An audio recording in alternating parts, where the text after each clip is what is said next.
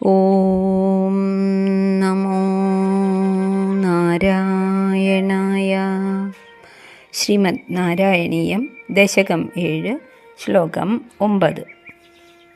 ബ്രഹ്മാവ് ഭഗവാന്റെ അശരീരിയായിട്ടുള്ള വാക്കുകൾ കേട്ടതിനനുസരിച്ച് അനേകം വർഷങ്ങൾ ഭഗവാനെ ഏകാഗ്രമായി തപസ് ചെയ്തു. അതിൻ്റെ ഒരു ഫലമായിട്ട് അത്യത്ഭുതകരമായിട്ടുള്ള വൈകുണ്ഠലോകത്തെ, ഭഗവാന്റെ ധാമത്തെ കണ്ടു. വിദ്യുത്ലതാതുല്യായിട്ടുള്ള ശ്രീ ഭഗവതിയെ കണ്ടു. കോടാനുകോടി രത്നങ്ങൾ കൊണ്ടുണ്ടാക്കിയ ആ വൈകുണ്ഠത്തിൽ വാണരുളുന്ന ശ്രീ ഭഗവാനെ കണ്ടു. ഉദാരമന്ദഹസിതം, കാരുണ്യഭാവം, പ്രസന്നമായിട്ടുള്ള മുഖം, അങ്ങനെയൊക്കെയുള്ള വൈകുണ്ഠനാഥനായ ഭഗവാനെ കണ്ട് ഏറ്റവും സന്തോഷിച്ചു എന്നാണല്ലോ കഴിഞ്ഞ ശ്ലോകത്തിൻ്റെ അവസാനം പറഞ്ഞ്. സ്രഷ്ടു സ്തുഷ്ടികരം വപു സ്തവ വിഭോ. അങ്ങയുടെ രൂപം കണ്ട സ്രഷ്ടാവ് ബ്രഹ്മാവ് ഏറ്റവും സന്തോഷിച്ചു. ഇനി ഈ ശ്ലോകത്തിൽ പറയണത്, ബ്രഹ്മാവ് വല്ലാതെ പരിഭ്രമിക്കുകയും ചെയ്തു. സന്തോഷിക്കുക മാത്രമല്ല, പെട്ടെന്ന് ധ്രുവൻ അന്ന് പരിഭ്രമിച്ചില്ലേ, അതുപോലെ ഭഗവത് രൂപം കണ്ട ബ്രഹ്മാവിന് വലിയ സംഭ്രമമുണ്ടായി, ഹർഷവുമുണ്ടായി, വലിയ സന്തോഷമുണ്ടായി. എന്നിട്ട് താഴെ കാൽക്കൽ വീണ് നമസ്കരിച്ചു. അതിനുശേഷം ഭഗവാനോട് പറഞ്ഞു, എനിക്ക് ജ്ഞാനം തന്നാലും അങ്ങയുടെ ദ്വൈതമായ രൂപത്തെക്കുറിച്ചും അദ്വൈതമായ സ്വരൂപത്തെക്കുറിച്ചും എനിക്ക് വേണ്ടത്ര അറിവുണ്ടാക്കി തരണം. അങ്ങനെയുള്ള ഭഗവാനെ അങ്ങയെ ഞാൻ നമസ്കരിക്കുന്നു, ഭജിക്കുന്നു എന്നാണ്. ശ്ലോകം ചൊല്ലാം. ദൃഷ്ട്വാ സംഭൃതസംഭ്രമ കമലഭൂ ത്വത്പാദപാദോരുഹേ ഹർഷാവേശവശം വദോ നിപതിത പ്രീത്യാ കൃതാർത്ഥീ ഭവൻ ജാനാസ്യേവ മനീഷിതം മമ വിഭോ ജ്ഞാനം തദാ പാദയ ദ്വൈതാദ്വൈതഭവൽ സ്വരൂപപരം ഇത്യാചഷ്ട തം ത്വാം ഭജേ. നമുക്ക് വാക്കുകളുടെ അർത്ഥം നോക്കാം. ദൃഷ്ട്വ, അങ്ങനെ മുന്നിൽ പ്രത്യക്ഷപ്പെട്ട ഭഗവാനെ കണ്ടിട്ട് ബ്രഹ്മാവ് എന്തു ചെയ്തു? സംഭൃത സംഭ്രമ, വലിയ പരിഭ്രമത്തോടെ, ഹർഷാവേശവശം വദ, വളരെയധികം ഹർഷം, സന്തോഷമുണ്ടായി, ആവേശം, ആ സന്തോഷത്തിൻ്റെ ആധിക്യം കൊണ്ട് പരവേശമുണ്ടായി. അങ്ങനെ നിപതിത, കാൽക്കൽ വീണ് നമസ്കരിച്ചു. പ്രീത്യാ കൃതാർത്ഥീ ഭവൻ, ആ സന്തോഷം കൊണ്ട്, ആ പ്രീതി കൊണ്ട് തന്നെ കൃതാർത്ഥനായിട്ട് ഇങ്ങനെ പറഞ്ഞു. ഭഗവാനോട് പറയാണ് പിന്നത്തെ വരികളിൽ, ജാനാസ്യേവ മനീഷിതം മമ വിഭോ, അല്ലയോ ഭഗവാനെ, സർവത്ര നിറഞ്ഞു നിൽക്കുന്ന ഭഗവാനെ, വിഭോ മമ മനീഷിതം, എൻ്റെ മനസ്സിലെ വിചാരം അല്ലെങ്കിൽ എൻ്റെ ആഗ്രഹം, ജാനാസി ഏവ മമ, അങ്ങ് അറിയുന്നു എന്നത് എനിക്കറിയാം. എങ്ങനെ അറിയണത്? ആദ്യം തന്നെ തപസ് ചെയ്യാൻ പറഞ്ഞു, പിന്നെ വൈകുണ്ഠം കാണിച്ചു കൊടുത്തു, പിന്നെ ലക്ഷ്മി ദേവിയോട് ഒപ്പം ഇരിക്കുന്ന തന്നെ കാണിച്ചു കൊടുത്തു. അപ്പം തന്നെ എനിക്ക് മനസ്സിലായി, എൻ്റെ മനസ്സിലെ മനീഷിതങ്ങൾ, മനോരഥങ്ങൾ, ആഗ്രഹങ്ങൾ ഭഗവാനെ അങ്ങ് വ്യക്തമായിട്ട് അറിയുന്നു എന്നത്. ഇനി എനിക്കൊരു കാര്യം കൂടി വേണം, ജ്ഞാനം തദാപാദയ, എനിക്ക് അറിവുണ്ടാക്കി തരണം. എന്ത് കാര്യത്തിലാണ് അറിവ് വേണ്ടത്? ദ്വൈത അദ്വൈത ഭവൽ സ്വരൂപ പര, അവിടത്തേക്ക് 2 തരത്തിൽ ആൾക്കാർ അങ്ങയെ അറിയുന്നുണ്ട് എന്നെനിക്കറിയാം, ദ്വൈതമായിട്ടും അദ്വൈതമായിട്ടും. ദ്വൈതഭാവത്തിലാണ് ഭഗവാൻ ഈ രൂപം, വിരാട് സ്വരൂപം മുതൽ അവതാരങ്ങളെല്ലാം എടുക്കുന്നത് ദ്വൈതമായിട്ടുള്ള രൂപത്തിലാണ്. അദ്വൈതം എന്ന് പറഞ്ഞാൽ ബ്രഹ്മതത്വം മാത്രമാണ്, അവിടെ എല്ലാവരും ഒന്നാണ്, ആത്മാവ് മാത്രമാണ്. അങ്ങനെ രണ്ടും എനിക്കറിയണം. എന്തിനാന്ന് വെച്ചാൽ സൃഷ്ടി ചെയ്യലാണല്ലോ എൻ്റെ കർത്തവ്യം. ആ സൃഷ്ടി ചെയ്യുമ്പോൾ അദ്വൈത ഭാവന ഉണ്ടായാൽ ശരിയാവില്ല, സൃഷ്ടി നടക്കില്ല. എല്ലാം ഒന്നാണ്, വേറൊരു സൃഷ്ടി വേണ്ടാന്ന് തോന്നും. അത് അങ്ങനെ വരാതിരിക്കാനായിട്ട് എനിക്ക് അവിടുത്തെ ദ്വൈതഭാവത്തെക്കുറിച്ച് നല്ല ജ്ഞാനം തരണം.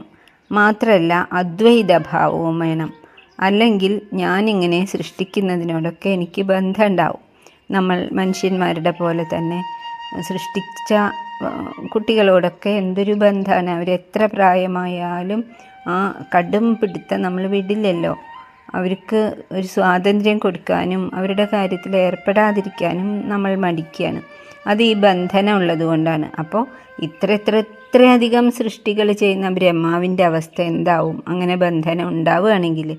അതുകൊണ്ട് എനിക്ക് ആ ബന്ധനമില്ലാതിരിക്കണം എന്ന് വലിയ ആഗ്രഹമുണ്ട്. അതിനുള്ള അദ്വൈതജ്ഞാനവും തരണം എന്നാണ് ഈ ശ്ലോകം.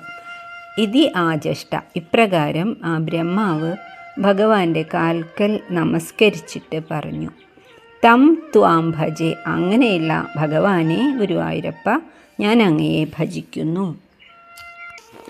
സാധാരണ ഒരു ലെവൽ വരെയുള്ള എല്ലാവർക്കും ഈ ദ്വൈതഭാവമാണ് ഉണ്ടാവുക. എന്തെങ്കിലും ചെയ്യുമ്പോൾ ഞാനാണ് ചെയ്തത് എന്നുള്ള തോന്നൽ മനുഷ്യന്മാർക്ക് ധാരാളമായിട്ടുണ്ടാവും. അതിനെയാണ് കർത്തൃത്വബോധം എന്ന് പറയുന്നത്. നമുക്കും ഓരോ പ്രവൃത്തി ചെയ്യുമ്പോഴും അങ്ങനെ തോന്നാൻ പാടില്ല. ഞാൻ നാരായണീയം ഇത്ര തവണ വായിച്ചിട്ടുണ്ട്, ഇത്ര തവണ ഞാൻ ജപം ചെയ്യാറുണ്ട്, ഇത്രയേറെ ഭക്ഷണം ഞാൻ ഉണ്ടാക്കാറുണ്ട്. അങ്ങനെയുള്ള ഞാൻ എന്ന തോന്നൽ വലിയൊരു ദോഷമാണ്. എന്നാൽ അത് ഉണ്ടാവുകയും വേണം. അല്ലെങ്കിൽ എല്ലാവരും സന്യാസിയായാൽ പറ്റില്ലല്ലോ. ഈ ലോകത്തിൽ കാര്യങ്ങളൊക്കെ നടക്കണം. അതിനു വേണ്ടിയിട്ട് ഈ ദ്വൈത ഭാവനയും ഉണ്ടാകണം. ഒരു മഹാശക്തി നമ്മളുടെ ഉള്ളിലുള്ളത് കൊണ്ട് മാത്രമാണ് എനിക്കിത് സാധിക്കുന്നത് എന്ന ബോധത്തോടെ താമര ഇലയിലെ വെള്ളം പോലെ വേണം ജീവിക്കാൻ. അങ്ങനെ ഭഗവത്ഗീതയിൽ പോലും ഉദാഹരണമായിട്ട് ജനക മഹാരാജാവിനെ ഭഗവാൻ പറഞ്ഞു തന്നിട്ടുണ്ട്. സകല ജ്ഞാനവുമുണ്ട്, എന്നാൽ മഹാരാജാവായിട്ട് രാജ്യം ഭരിക്കുകയാണ്. ഒന്നിനോടും ഒരു ബന്ധവും പുലർത്താതെ. മകളായിട്ടുള്ള ജാനകിയെ ശ്രീരാമന് കല്യാണം കഴിച്ചു കൊടുത്തില്ലേ, എന്നിട്ട് പിന്നാലെ പോയോ, വിഷമിച്ചു, കാട്ടിൽ ഉപേക്ഷിക്കപ്പെട്ടു. വാൽമീകിയാണ് പിന്നെ ശ്രദ്ധിച്ചത്, ജനകൻ അങ്ങോട്ട് നോക്കിയില്ല. അതാണ് ആ ബന്ധനം ഇല്ലാതിരിക്കാൻ ജ്ഞാനമുണ്ടാകണം. നമ്മളുടെ അടുത്ത കാലത്ത് തന്നെ മാർത്താണ്ഡവർമ്മ തനിക്കുള്ളതെല്ലാം ഭഗവാന്റെ തൃപ്പടിയിൽ അർപ്പിച്ചിട്ട് പത്മനാഭദാസൻ എന്ന് പറഞ്ഞിട്ടല്ലേ ഭരണം നടത്തിയത്. അതുപോലെ നമ്മളിനി കാണാൻ പോണ അംബരീഷൻ എന്ന മഹാരാജാവ് അങ്ങനെയാണ് വേണ്ടത്. അല്ലാതെ രാവണനെ പോലെ. രാവണൻ വലിയ ഭക്തനാണ്, ശിവഭക്തനാണ്. പക്ഷേ ഞാൻ എന്ന അസുര സ്വഭാവം നല്ലോണം ഉണ്ടായിരുന്നു. അതുകൊണ്ടാണ് ഈ രണ്ട് കാര്യവും എനിക്ക് പറഞ്ഞു തരണം എന്ന് ബ്രഹ്മാവ് ഭഗവാനോട് ആവശ്യപ്പെടുന്നത്. ദൃഷ്ട്വാ, ഭഗവാനെ കണ്ടിട്ട്, സംഭൃത സംഭ്രമ കമലഭൂവ് ബ്രഹ്മാവ്, കമലത്തിൽ നിന്നും ഉണ്ടായ ബ്രഹ്മാവ് സംഭൃത സംഭ്രമ, വളരെ സംഭ്രമത്തോടെ പരിഭ്രമത്തോടു കൂടി ത്വത്പാദപാദോരുഹെ, താമരപ്പൂ പോലുള്ള അവിടുത്തെ പാദങ്ങളിൽ ഹർഷാവേശവശം വദ, സന്തോഷവും അതുപോലെ തന്നെ പരിഭ്രമവും സന്തോഷത്തിൻ്റെ ആധിക്യം കൊണ്ടുള്ള പാരവശ്യവും എല്ലാം കൂടി നിപതിത, വടി പോലെ വീണ് ദണ്ഡ നമസ്കാരം ചെയ്തു. പ്രീത്യാ കൃതാർത്ഥീ ഭവൻ, എന്തായാലും അദ്ദേഹത്തിന് ഏറ്റവും കൃതാർത്ഥനായി എനിക്ക് ചെയ്യേണ്ടത് ചെയ്യാൻ സാധിച്ചു. ഭഗവാൻ പറഞ്ഞതുപോലെ തപസ് ചെയ്തു, അതിൻ്റെ ഫലം കിട്ടുകയും ചെയ്തു എന്നുള്ള ആ ഒരു സന്തോഷത്തോടു കൂടി നമസ്കരിച്ചു. എന്നിട്ട് ഭഗവാനോട് പറഞ്ഞു, ജാനാസി ഏവ മനീഷിതം മേ മമ വിഭോ, എൻ്റെ മനീഷിതം മനോരഥം അങ്ങ് അറിയുന്നുണ്ട് എന്ന കാര്യം എനിക്കറിയാം ഭഗവാനെ. ജ്ഞാനം തഥാപാദയ, എനിക്ക് ജ്ഞാനം അവിടുന്ന് നൽകണം. ഞാൻ സൃഷ്ടി ചെയ്തു കൊള്ളാം, പക്ഷേ അതിന് എനിക്ക് രണ്ട് തരത്തിലുള്ള ജ്ഞാനവും വേണം. ദ്വൈതത്തെക്കുറിച്ചും അദ്വൈതത്തെക്കുറിച്ചും. ദ്വൈത അദ്വൈത ഭവൽ സ്വരൂപപര, അവിടുത്തെ ആ ശ്രേഷ്ഠമായിട്ടുള്ള രണ്ട് തരം ഭാവനകളും എനിക്ക് അറിയണം. ഇതി ആജഷ്ട, ഇങ്ങനെയാണ് പറഞ്ഞിട്ട് ബ്രഹ്മാവ് ഭഗവാനെ നമസ്കരിച്ചത്. തം ത്വാം ഭജെ, അങ്ങനെയുള്ള ഭഗവാനെ ഞങ്ങൾ അങ്ങയെ നമസ്കരിക്കുന്നു. ദൃഷ്ട്വാ സംഭൃത സംഭ്രമ കമലഭൂ ത്വത്പാദപാദോരുഹേ ഹർഷാവേശവശം വദോ നിപതിത പ്രീത്യാ കൃതാർത്ഥീ ഭവൻ. ജാനാസ്യേവ മനീഷിതം മമ വിഭോ തജ്ഞാനം തഥാ പാദയ ദ്വൈതാദ്വൈതഭവൽ സ്വരൂപപരം ഇതി ആജഷ്ട തം ത്വാം ഭജേ. അങ്ങനെ പൂർണ്ണമായ ജ്ഞാനത്തോടു കൂടി തന്നെ സൃഷ്ടി ആരംഭിക്കണം. ഭഗവാൻ ഏൽപ്പിച്ച കാര്യം പരിപൂർണമായിട്ട് ചെയ്തു കഴിയണം എന്ന ആഗ്രഹമുള്ളത് കൊണ്ടാണ് ബ്രഹ്മാവ് അങ്ങനെ പറയണത്. അങ്ങ് ബ്രഹ്മമായിട്ടും പ്രപഞ്ചമായിട്ടും 2 തരത്തിൽ നിലകൊള്ളുന്നുണ്ടല്ലോ, അതിൻ്റെ വ്യക്തമായിട്ടുള്ള ജ്ഞാനം തനിക്ക് നൽകി അനുഗ്രഹിക്കണേ എന്ന് പറഞ്ഞു. ഇനി അടുത്ത അവസാനത്തെ ശ്ലോകമാണ് ഈ ദശകത്തിൽ. അത് നാളെ നോക്കാം. അതിൽ ഭഗവാൻ ബ്രഹ്മാവിനെ അനുഗ്രഹിക്കുകയാണ്. ഓം തത്സത്. സർവം കൃഷ്ണാർപ്പണമസ്തു.